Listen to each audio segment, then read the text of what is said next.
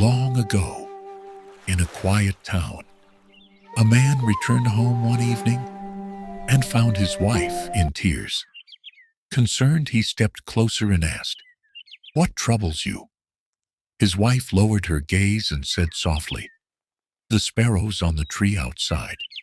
When they look at me without my veil, I fear it may be a sin." The man was deeply moved by what he believed to be her modesty and her devotion.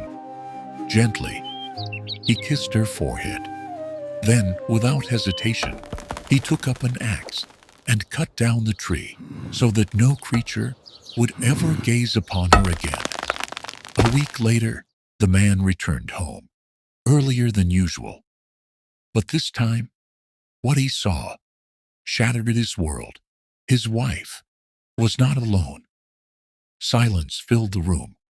No anger, no confrontation. The man quietly gathered his few belongings and, without a word, left the city forever. After many days of travel, he arrived in a distant town. There, he saw a great crowd gathered before the king's palace. Curious, he asked, "What has happened?" They replied, "The king's treasury has been robbed." At that moment, a man passed by, walking strangely, on the tips of his toes.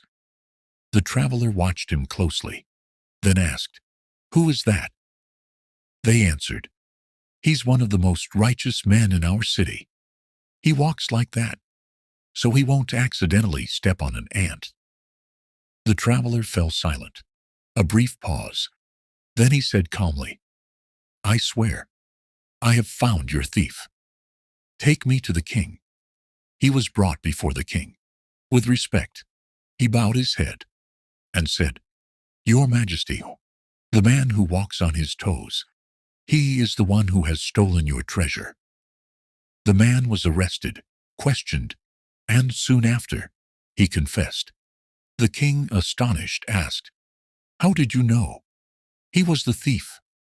The traveler looked ahead and replied, "Life has taught me this.